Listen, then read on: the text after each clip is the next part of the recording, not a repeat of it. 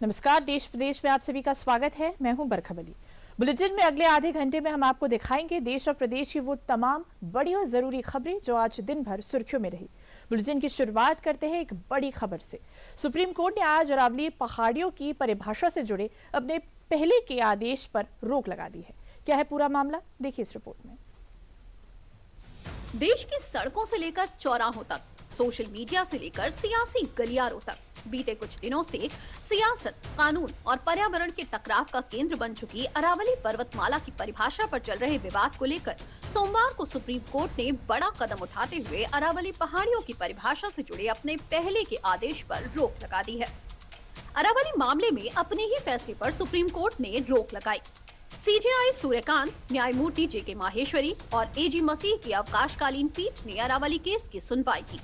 CJI Suryakant ने निर्देश दिया है कि विशेषज्ञ समिति की सिफारिशें और उन पर सुप्रीम कोर्ट की ओर से की गई आगे की टिप्पणियां फिलहाल स्थगित रहेंगी। अदालत ने साफ किया है कि अगली सुनवाई 21 जनवरी 2026 को होगी, जब तक इन सिफारिशों को लागू नहीं किया जाएगा। सुप्रीम कोर्ट ने कहा है कि एक्सपर्ट कमेटी गठित की जाए जो जांच करेगी। एक्सपर्ट कमेटी मौजूदा विशेषज्ञ समिति की रिपोर्ट का विश्लेषण करेगी। इसके बाद एक्सपर्ट कमेटी संबंधित मुद्दों पर सुप्रीम कोर्ट को सुझाव देगी। कोर्ट ने केंद्र और अरावली के 4 राज्यों राजस्थान, गुजरात, दिल्ली और हरियाणा को भी नोटिस जारी किया है। सुप्रीम कोर्ट ने इस मुद्दे पर अपने स्वतः संज्ञान मामले पर उनकी प्रतिक्रिया मांगी है। तो आज सुप्रीम कोर्ट ने जो सुओ मोटो कॉग्निजेंस लिया था 20 नवंबर के प्रीवियस ऑर्डर को लेकर के, आज सुप्रीम कोर्ट ने उस ऑर्डर को अबेयंस में डाल दिया है, मतलब एक टेम्पररी स्टे दिया है। और साथ ही साथ जो सुप्रीम कोर्ट के चीफ जस्टिस ने जो अपने पर्सनल नोट से जो ऑब्जर्वेशन दिए, उसमें कहा गया है कि जितना भी कंफ्यूजन है अरावली की परिभाषा और पुनः परिभाषा को लेकर के, उसको दूर करना बहुत आवश्यक है। और इस काम के लिए जो एक्सपर्ट्स हैं, जो डोमेन एक्सपर्ट्स हैं, उनको इन्वॉल्व करना बहुत आवश्यक है।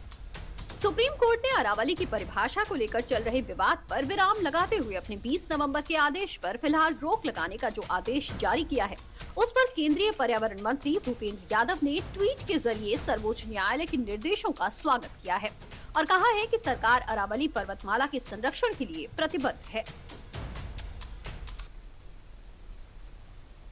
अब खबर यूपी के गोरखपुर से है, जहां विधायक खेल स्पर्धा 2025 के समापन समारोह के मंच से सीएम योगी का गोरखपुर के सांसद रवि किशन और यूपी सरकार में मंत्री संजय निषाद के साथ मजाकिया अंदाज देखने को मिला। कार्यक्रम के दौरान सीएम योगी ने विजेता खिलाड़ियों को मेडल पहनाकर सम्मानित किया। साथ ही सभी स्कूली और कॉलेजों के बच्चों के लिए भी खेल प्रतियोगिताएं कराने का ऐलान किया। देखिए रिपोर्ट। कुश्ती की प्रतियोगिता फाइनल में शुभम यादव और अनुराग यादव के बीच में कितनी जोरदार कुश्ती थी। यानी इस भीषण शीतलहरी में कुश्ती वहां हो रही थी और पसीना रवि किशन को यहां मंच पे हो रहा था। यूं तो सीएम योगी का सख्त मिजाज और अपराधियों के खिलाफ एक्शन का अंदाज जग जाहिर है, लेकिन आमतौर पर गंभीर रहने वाले सीएम योगी जब गोरखपुर के सांसद रवि किशन के साथ मंच साझा करते हैं तो हंसी मजाक के साथ सांसद रवि किशन की चुटकी लेना नहीं भूलते हैं। सोमवार को गोरखपुर में माननीय विधायक खेल स्पर्धा 2025 के विजेताओं के पुरस्कार वितरण कार्यक्रम का मंच सजा था। यहाँ इस बार सीएम योगी का रवि किशन के साथ यूपी सरकार में मंत्री संजय निषाद के साथ भी मजाकिया अंदाज देखने को मिला। सामान्य रूप से अगर ठंडी होती और हम रवि किशन से कहते कि गोरखपुर में कहीं निकलना है कार्यक्रम में, जाते क्या हो घर से बाहर नहीं निकलते, संजय निषाद भी नहीं निकलते। और तो दोनों की जोड़ी आज मिल गई, कहीं खाने पे मिले होंगे तो वहीं से दोनों साथ साथ चले आए। लेकिन यहां आकर के उनकी ठंड भी आज की खेल प्रतियोगिता को देख करके गायब हो गई। सीएम योगी ने कार्यक्रम में खेलों के महत्व पर जोर देते हुए स्वस्थ शरीर, खेलकूद और योग को जीवन की सफलताओं की प्राप्ति करने का जरिया करार दिया। साथ ही विधायक खेल स्पर्धा के विजेता खिलाड़ियों को सम्मानित करते हुए सभी स्कूल और कॉलेजों के बच्चों के लिए भी खेल प्रतियोगिताएं कराने का ऐलान किया। स्कूली बच्चों के लिए, चाहे वह बेसिक के हो, माध्यमिक के हो या उच्च शिक्षा के या विश्वविद्यालय के, इनकी 3 चरणों में 3 प्रकार की प्रतियोगिताएं, बालक और बालिकाओं में अलग अलग खेल की प्रतियोगिताओं को तो हम संपन्न करेंगे ही, संपन्न करने के साथ वार्ड स्तर पर भी कामकाजी लोगों के लिए और जो अवकाश प्राप्त हो चुके हैं उनके लिए भी कुछ खेल की प्रतियोगिताओं को हम आयोजित करेंगे। वहीं इससे पहले सीएम योगी ने अपने गोरखपुर दौरे के दौरान 555.56 करोड़ रुपए की लागत से धर्मशाला बाजार से पांडेहाता तक सड़क चौड़ीकरण परियोजना विरासत गलियारा का निरीक्षण किया। इस परियोजना की लंबाई 3.50 किलोमीटर है और ये गोरखपुर के सिटी डेवलपमेंट प्लान का अहम हिस्सा है। मुख्यमंत्री ने घंटाघर में बन रहे बंधु सिंह कमर्शियल कॉम्प्लेक्स और मल्टी लेवल पार्किंग का भी जायजा लिया, जिसकी लागत करीब 28 करोड़ रुपए है। उन्नाव रेप केस का दोषी पूर्व विधायक कुलदीप सिंह सेंगर को बड़ी राहत देने वाले दिल्ली हाईकोर्ट के फैसले पर सुप्रीम कोर्ट ने फिलहाल रोक लगा दी है। सीबीआई की चुनौती पर सुनवाई करते हुए शीर्ष अदालत ने साफ किया कि सेंगर की रिहाई नहीं होगी और जमानत पर अंतिम फैसला बाद में लिया जाएगा। सुप्रीम कोर्ट के इस अहम आदेश से पीड़ित पक्ष को बड़ी राहत मिली है। देखिए रिपोर्ट। सुप्रीम कोर्ट को मैं धन्यवाद देना चाहूँगा, पीड़िता धन्यवाद देना चाहती है। पूरी देश की संवेदना सुनी सुप्रीम कोर्ट और अभी उस ऑर्डर पे स्टे लग गया है और सुप्रीम कोर्ट सख्त आवाज में ये मतलब आदेश दे दिया है निचली कोर्टों में कि अभी किसी भी मामले में उस अपराधी को जेल से बाहर नहीं निकाला जाएगा। उन्नाव रेप केस से जुड़े मामले में सजायाफ्ता पूर्व विधायक कुलदीप सिंह सेंगर पर एक बार फिर कानून का शिकंजा कसता दिख रहा है, क्योंकि 23 दिसंबर 2025 को दिल्ली हाई कोर्ट ने कुलदीप सिंह सेंगर को बड़ी राहत देते हुए उनकी उम्र कैद की सजा को सस्पेंड कर जमानत को जो हरी झंडी दी थी, उस पर सोमवार को सुप्रीम कोर्ट ने रोक लगा दी है। आइए जान लेते हैं सुप्रीम कोर्ट ने इस फैसले पर रोक लगाते हुए क्या आदेश दिया है। सुप्रीम कोर्ट ने सजायाफ्ता पूर्व विधायक कुलदीप सिंह सेंगर को राहत देने वाले दिल्ली हाई कोर्ट के फैसले पर रोक लगा दी। सेंगर को दिल्ली हाई कोर्ट ने 23 दिसंबर को जमानत दी थी। सीबीआई ने दिल्ली हाई कोर्ट के फैसले को सुप्रीम कोर्ट में चुनौती दी थी। सोमवार को सीजेआई सूर्यकांत, जस्टिस जेके माहेश्वरी और जस्टिस ऑगस्टीन जॉर्ज मसीह की बेंच में सुनवाई हुई। सुप्रीम कोर्ट ने कहा कि हम फिलहाल हाई कोर्ट के आदेश पर रोक लगाने के पक्ष में हैं और बहस फिर स्टे के मुद्दे पर होगी। सुप्रीम कोर्ट ने कहा कि आज इस मामले पर अंतिम फैसला नहीं कर रहे हैं। मामले पर कुलदीप सेंगर के वकील ने हस्तक्षेप की अनुमति देने की अपील की। इस पर कोर्ट ने नोटिस जारी कर 2 हफ्ते में जवाब दाखिल करने के लिए कहा है। सुप्रीम कोर्ट ने ये भी स्पष्ट किया है कि सेंगर को रिहा नहीं किया जाएगा। सुप्रीम कोर्ट में इस मामले की अगली सुनवाई अब 4 हफ्ते बाद होगी। ये बच्ची जो थी और इसका परिवार मुझसे माइक नीचे कर लो, मुझसे ये रोज पूछ रहा था कि क्या अब हम अगले 5 मिनट जिंदा रहेंगे या नहीं रहेंगे। अब कम से कम मैं इन्हें ये बता सकता हूँ कि आपके पास अभी सुप्रीम कोर्ट ने मेरे साथ बहुत अच्छा किया। एक अपना पति खोए बैठी है वो इंसान, उसके बच्चों को हिसाब मिलना चाहिए। सुप्रीम कोर्ट ने दिल्ली हाई कोर्ट के फैसले को पलटते हुए सेंगर की जमानत के आदेश पर फिलहाल के लिए ब्रेक लगा दिया है। सुप्रीम कोर्ट से पीड़ित पक्ष को मिली राहत के बाद अब मामले की अगली सुनवाई पर क्या होता है, ये देखना दिलचस्प होगा। और अब अगली खबर कानपुर से, जहां जीएसवीएम मेडिकल कॉलेज में एक गंभीर लापरवाही का मामला सामने आया है। 20 दिसंबर को भर्ती एक मरीज को गलत तरीके से मृत घोषित कर दिया गया, जबकि वो जिंदा था। इस मामले में डिप्टी सीएम ने 3 लोगों को निलंबित कर जांच के आदेश दिए हैं। देखिए रिपोर्ट।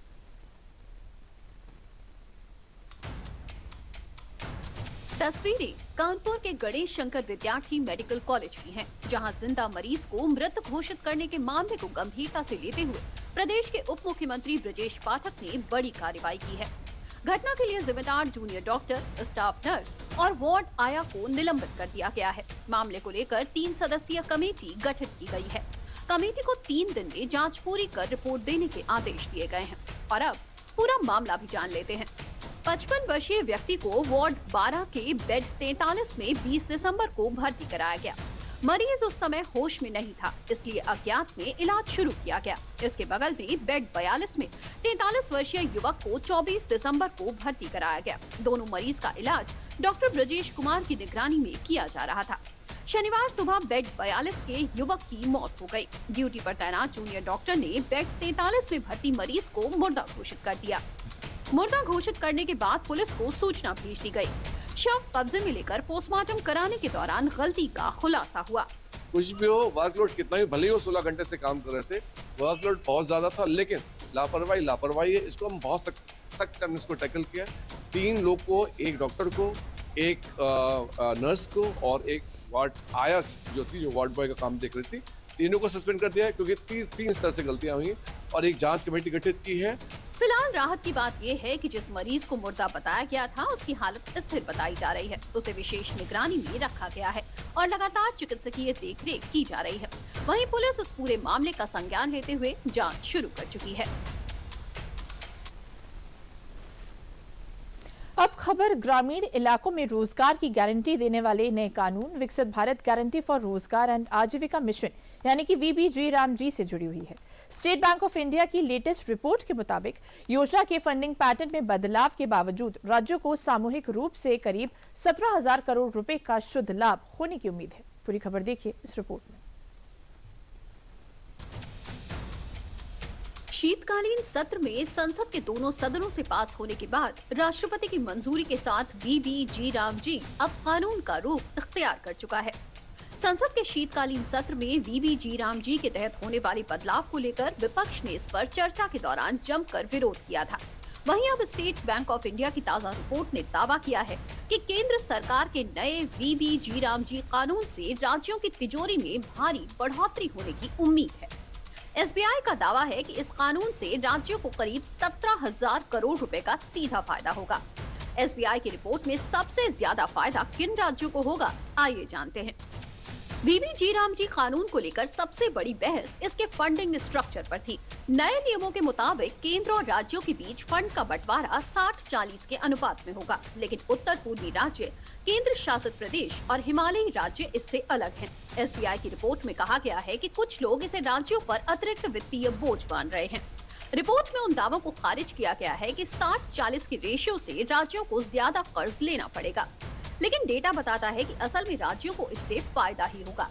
SBI ने पिछले 7 सालों में मनरेगा के आवंटन के साथ नए सिस्टम की तुलना की है। रिपोर्ट के मुताबिक उत्तर प्रदेश और महाराष्ट्र को सबसे ज्यादा फायदा होने की उम्मीद है। वहीं बिहार, छत्तीसगढ़ और गुजरात भी बड़े फायदे वाले राज्यों की लिस्ट में शामिल हैं, जबकि तमिलनाडु जैसे कुछ राज्यों में मामूली कमी दिख सकती है।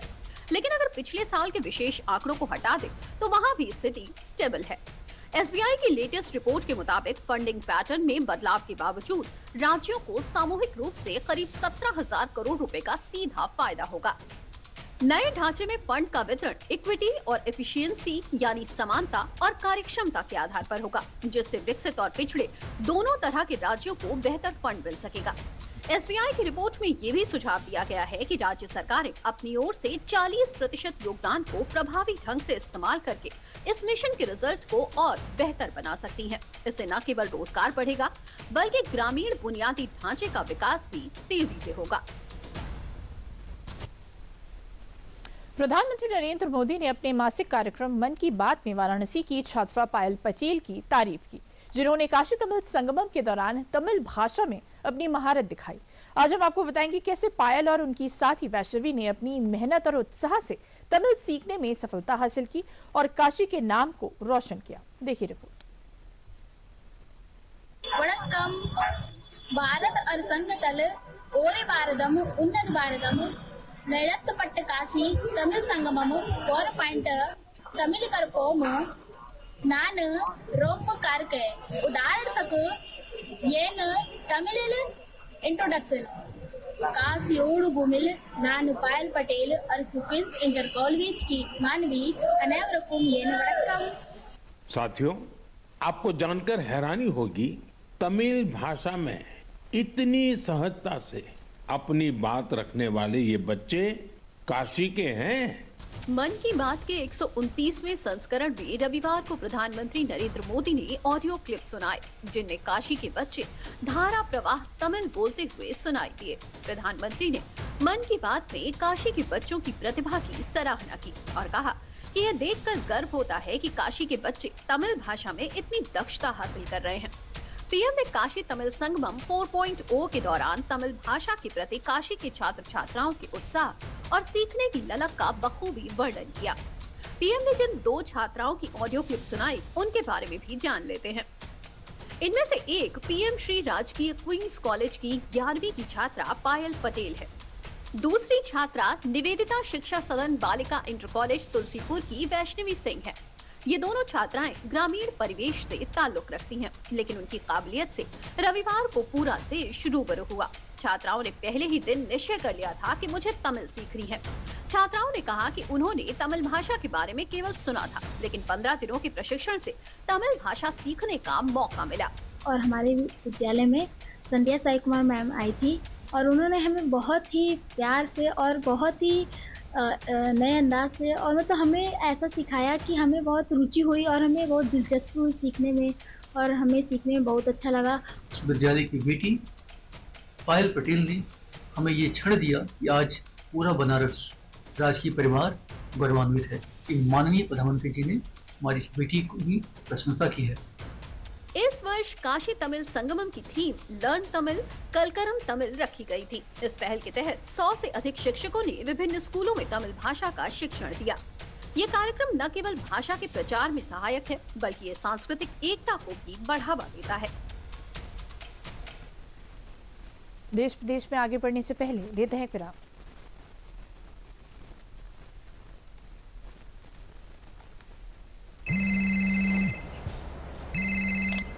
हेलो राजेश जी, मैं पुलिस थाने से बोल रहा हूँ। फिर से आप डिजिटल अरेस्ट में हो, दूसरे कमरे में जाइए अकेले। आपके पार्सल में ड्रग्स मिले हैं, लंबे जाएंगे। 10 लाख दीजिए, बच जाएंगे। सर इतने कहाँ से? एक लिंक भेजा है, अभी प्रोसेसिंग के लिए 2 लाख भेजिए, बाकी बाद में। 2 लाख? क्या हुआ पापा? बेटा ये कह रहे हैं कि मेरे पार्सल में से ड्रग्स मिले हैं। अरे काट दिया। पैनिक मत कीजिए पापा, डिजिटल अरेस्ट जैसा कुछ नहीं होता है, ये सब फ्रॉड है। फ्रॉड? पुलिस, बैंक, आरबीआई इत्यादि के नाम से आने वाले साइबर अपराधियों के फोन या वीडियो कॉल से सावधान रहें। उन्हें कोई पैसे ना भेजें और तुरंत पुलिस में रिपोर्ट करें। अगर समझदारी नहीं दिखाओगे तो पैसे गवाओगे। आरबीआई कहता है जानकार बनिए, सतर्क रहिए। देश प्रदेश में आगे बढ़ते हैं। छत्तीसगढ़ में ईडी की बड़ी कार्रवाई सामने आई है। भारतमाला परियोजना से जुड़े भूमि अधिग्रहण मामले में ईडी ने रायपुर और महासमुंद में 9 ठिकानों पर छापेमारी की है। रायपुर विशाखापट्टनम इकोनॉमिक कॉरिडोर से जुड़े इस मामले में मुआवजा वितरण में गड़बड़ी के आरोप है। ईडी कारोबारी हरमीत खनूजा, उनके सहयोगियों और कुछ अधिकारियों से जुड़े ठिकानों की जांच कर रही है। देखिए रिपोर्ट। छत्तीसगढ़ में ईडी ने भारतमाला प्रोजेक्ट से जुड़े एक कथित घोटाले के सिलसिले में सोमवार को बड़ी कार्रवाई की है। इस कार्रवाई के तहत रायपुर और महासमुंद जिलों में एक साथ 9 ठिकानों पर छापेमारी की गई। जिन इलाकों में छापे पड़े वहां सुरक्षा के कड़े इंतजाम देखने को मिले और बाहरी लोगों की आवाजाही पूरी तरह रोक दी गई। ईडी की इस कार्रवाई में कारोबारी हरमीत खनूजा और उनके सहयोगियों, कुछ अधिकारियों और जमीन मालिकों से जुड़ी संपत्तियों को निशाना बनाया गया है। क्या है पूरा मामला, आइए जानते हैं। ये मामला भारतमाला परियोजना के तहत बनने वाले रायपुर विशाखापट्टनम इकोनॉमिक कॉरिडोर से जुड़ा हुआ है। लंबे समय से इस प्रोजेक्ट में जमीन अधिग्रहण के दौरान मुआवजा वितरण को लेकर सवाल उठते रहे हैं।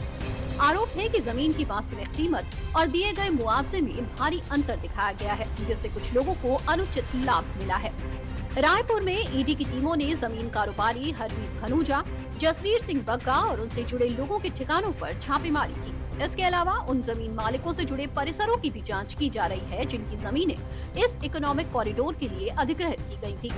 जांच में ये सामने आया है कि जमीन अधिग्रहण प्रक्रिया में 43 करोड़ रुपए की धोखाधड़ी हुई है। ईडी की टीमें संबंधित ठिकानों पर मौजूद वित्तीय रिकॉर्ड्स, बैंक खातों और कंप्यूटर हार्ड डिस्क जैसे डिजिटल साक्ष्यों की बारीकी से जांच कर रही है। ईडी इस मामले की जांच prevention of money laundering act यानी PMLA के तहत कर रही है। भारतमाला परियोजना भारत सरकार की महत्वाकांक्षी सड़क विकास योजना है, जिसमें लगभग 26,000 किलोमीटर के आर्थिक गलियारों का निर्माण शामिल है। इसका उद्देश्य गोल्डन क्वाड्रिलेटरल और उत्तर दक्षिण तथा पूर्व पश्चिम गलियारों को जोड़ना है, जिससे माल ढुलाई और सड़क यातायात की सुविधा बढ़ सके। जांच एजेंसी ये पता लगाने की कोशिश कर रही है कि जमीन के मूल्यांकन और मुआवजे के भुगतान में गड़बड़ी कैसे हुई और इसमें किन लोगों की मिली भगत थी। देश प्रदेश में आगे बढ़ने से पहले रुकते एक छोटी सी ब्रेक के लिए।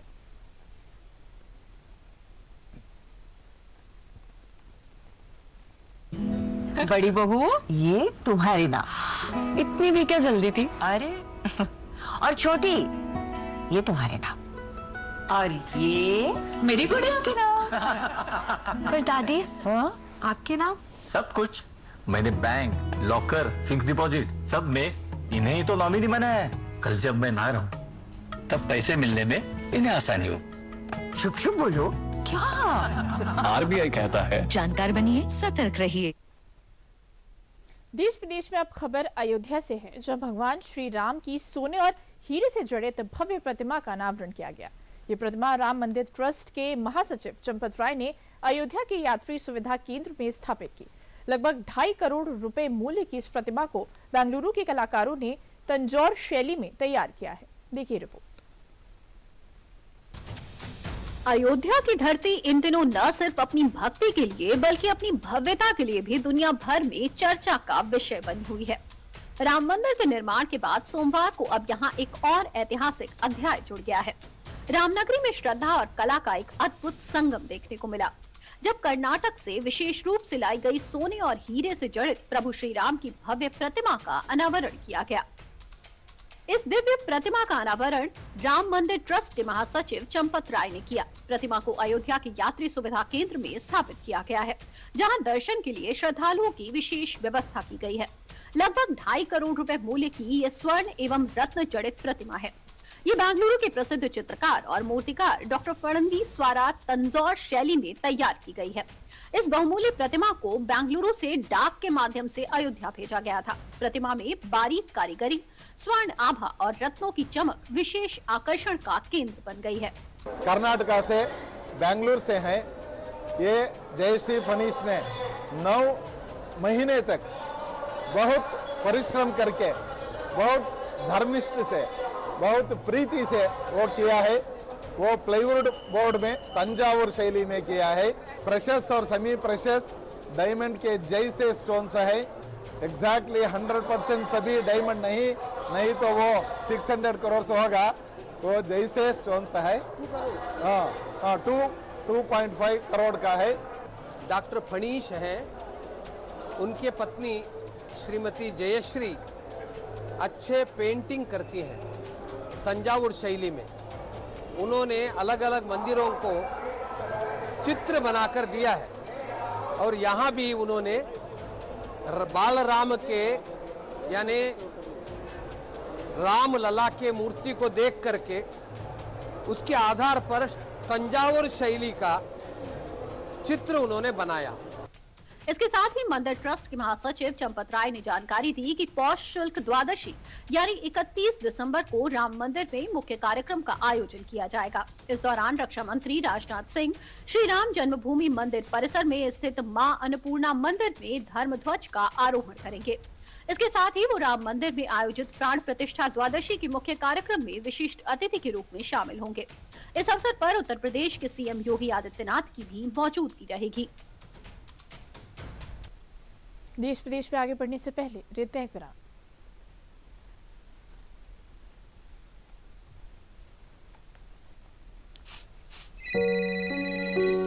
हाँ बोल बेटा करण। क्या? जिंदगी की रोज की दौड़ में हम अक्सर चीजें भूल जाते हैं अंकल। पर अच्छा लगता है जब कोई आपका ख्याल रखता है, जैसे कि आरबीआई ख्याल रखता है आपके अनक्लेम डिपॉजिट्स का। अनक्लेम डिपॉजिट मतलब? वो बैंक खाते जिसमें 10 साल या उससे अधिक से कोई लेन देन न हुआ हो। ऐसे खाते आरबीआई के डीईए फंड में चले जाते हैं। अपने बैंक के किसी भी शाखा में जाकर अपना केवाईसी अपडेट कराइए और अपना अनक्लेम डिपॉजिट वापस पाएं। आरबीआई कहता है जानकार बनिए, सतर्क रहिए। देश प्रदेश में आगे बढ़ते हैं। उत्तराखंड के देहरादून में त्रिपुरा के रहने वाले एमबीए छात्र एंजल चकमा की हत्या को लेकर गुस्सा बढ़ता जा रहा है। मुख्यमंत्री पुष्कर सिंह धामी ने इस घटना पर गहरा शोक व्यक्त किया और एंजल के पिता से फोन पर बात कर उन्हें दोषियों को कड़ी सजा दिलाने का भरोसा दिलाया। देखिए रिपोर्ट। उत्तराखंड की राजधानी देहरादून में पिछले दिनों त्रिपुरा के रहने वाले एंजल चकमा की हत्या को लेकर भारत के पूर्वोत्तर राज्यों के लोगों के साथ ही साथ पूरे देश भर में गुस्से का माहौल है।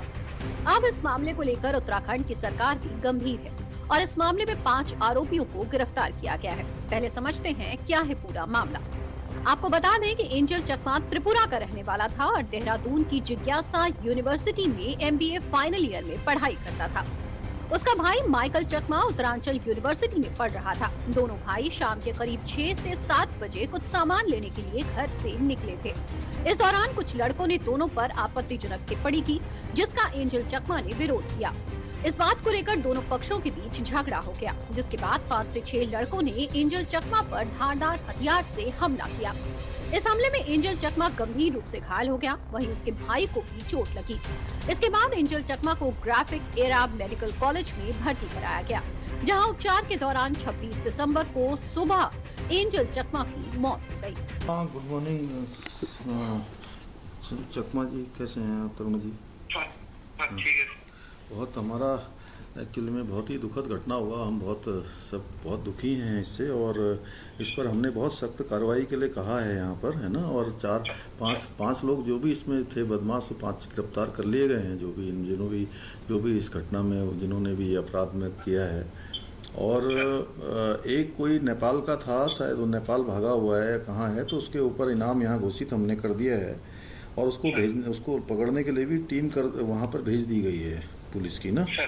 इस मामले में उत्तराखंड की पुलिस ने 5 आरोपियों को गिरफ्तार किया है। वहीं एक हमलावर अभी भी पुलिस की गिरफ्त से फरार चल रहा है। पुलिस का कहना है कि आरोपी भागकर नेपाल चला गया है, जिसकी तलाश के लिए पुलिस की एक टीम को नेपाल भेजा गया है। वहीं मुख्यमंत्री ने एंजल चकमा के पिता तरुण प्रसाद चकमा से फोन पर बात कर घटना पर गहरा दुख जताया है। उन्हें भरोसा दिलाया कि सरकार दोषियों को कड़ी से कड़ी सजा दिलाने के लिए हर जरूरी कदम उठाएगी। यूपी में ठंड का प्रकोप जारी है। लखनऊ में पारा 5.8 डिग्री तक गिर गया है। बढ़ती ठंड को देखते हुए नर्सरी से कक्षा 12 तक सभी स्कूल 1 जनवरी तक बंद कर दिए गए हैं। ICSE, CBSE और यूपी बोर्ड के सभी स्कूलों पर यह आदेश लागू है। देखिए रिपोर्ट। तस्वीरें यूपी के अलग अलग शहरों की हैं, जहां लगातार गिरते तापमान और घने कोहरे के कारण जनजीवन पूरी तरह प्रभावित हो रहा है। सुबह और शाम ठंड का प्रकोप इतना ज्यादा है कि लोग अलाव को अपना सहारा बना रहे हैं। ठंड के कहर को ध्यान में रखते हुए मुख्यमंत्री योगी आदित्यनाथ ने अधिकारियों को निर्देश जारी कर दिए हैं।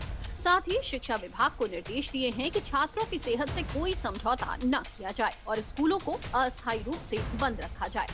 सीएम के आदेश के बाद प्रदेश भर में नर्सरी से लेकर कक्षा 12 तक के सभी विद्यालयों को बंद रखने का आदेश जारी किया गया है, जिसमें ICSE, CBSE, यूपी बोर्ड सहित अन्य बोर्ड शामिल हैं। सभी बोर्ड के स्कूल 29 दिसंबर से लेकर 1 जनवरी तक बंद रहेंगे। सीएम योगी ने निर्देश दिए हैं कि सभी अधिकारी क्षेत्र भ्रमण पर रहेंगे, कंबल और अलाव की व्यवस्था करेंगे। सभी रैन बसेरों में आवश्यक व्यवस्था सुनिश्चित करने के भी आदेश जारी किए गए हैं। लखनऊ का सामान्य तापमान 5 डिग्री से भी कम बना हुआ है, जिसके चलते कोल्ड डे की स्थिति बनी है। घने कोहरे की वजह से आगरा, प्रयागराज, कानपुर और सहारनपुर में दृश्यता शून्य हो गई है, जिसके कारण मौसम विभाग ने आने वाले 3 दिन में 2 दिन घने कोहरे का ऑरेंज अलर्ट और 1 दिन येलो अलर्ट जारी किया है। मौसम के बदलते मिजाज और पहाड़ों से आ रही बर्फीली हवाओं को देखते हुए सरकार ने ये निर्णय लिया है। साथ ही अधिकारियों को निर्देश दिया है कि अपने क्षेत्रों का भ्रमण करें और कंबल और अलाव की व्यवस्था सुनिश्चित करें। संभल में शाही जामा मस्जिद के पास स्थित कब्रिस्तान की जमीन पर अवैध कब्जे का मामला एक बार फिर सुर्खियों में है। 8 बीघा जमीन पर अवैध घर और दुकानें बनाए जाने के आरोप लगे हैं। क्या है पूरा मामला, देखिए इस रिपोर्ट में। संभल में विवादित शाही जामा मस्जिद के पास स्थित कब्रिस्तान की जमीन को लेकर एक बार फिर प्रशासनिक हलचल तेज हो गई है। शहर में जिस जामा मस्जिद के सर्वे को लेकर पहले हिंसा भड़क चुकी थी, उसी के पास स्थित 8 बीघा कब्रिस्तान की जमीन पर अब अवैध कब्जे के आरोप लगाए जा रहे हैं। इस बीच प्रशासन ने इस मामले में सख्ती बरतने का फैसला किया है और घोषणा की है कि 30 दिसंबर को जमीन की पैमाइश कराई जाएगी। क्या है पूरा मामला, वो भी समझते हैं। ये मामला केवल जमीन की पैमाइश तक सीमित नहीं है, बल्कि इसके तार 24 नवंबर 2024 को हुई हिंसा से भी जोड़े जा रहे हैं। शिकायतकर्ता श्री कल की सेना के राष्ट्रीय संयोजक एडवोकेट सुभाष चंद्र त्यागी ने 12 दिसंबर को जिलाधिकारी को शिकायती पत्र सौंपा था। शिकायत में आरोप लगाया गया कि विवादित शाही जामा मस्जिद के पास स्थित भूमि जो कब्रिस्तान के रूप में दर्ज है, उस पर विशेष समुदाय के लोगों ने अवैध रूप से मकान और दुकानें बना ली हैं। शिकायतकर्ता का कहना है कि ये जमीन वर्ष 1990 से पहले तक पूरी तरह कब्रिस्तान के रूप में उपयोग में थी। धीरे धीरे इस जमीन को चारों ओर से घेर लिया गया और फिर दुकानों और 3-4 मंजिला मकानों का निर्माण कर दिया गया। उन्होंने आरोप लगाया कि कब्रिस्तान की जमीन पर इस तरह का निर्माण न केवल कानून का उल्लंघन है बल्कि सामाजिक सौहार्द के लिए भी खतरा बन सकता है। शिकायतकर्ता का ये दावा है कि 24 नवंबर 2024 को हुई पत्थरबाजी और फायरिंग में इन्हीं अवैध रूप से बने मकानों और दुकानों की छतों का इस्तेमाल किया गया था। उसमें एरिया जो है वो तो जहाँ है लेवल के मुताबिक जो है जो गाटा संख्या है 32/2 उसकी पैमाइश की जाएगी और वो पैमाइश जो है निष्पक्ष हो, इसलिए हमने 22 लेखपालों की टीम लगा रखी है ताकि कोई ये न कहे कि मतलब कि सही ढंग से नहीं होगा। और तीसरी चीज की वह पैमाइश जो है हितबद्ध पक्षकार की उपस्थिति में हो, इसलिए जो पक्षकार हैं सबकी हमने बैठक बुलाई है और सबसे वहीं पैमाइश के दौरान ये स्पष्ट किया जाएगा कि कब्रिस्तान की कितनी जमीन पर निर्माण हो चुका है और कितना हिस्सा। तो देश विदेश में अभी के लिए बस इतना ही। मुझे दीजिए इजाजत। नमस्कार।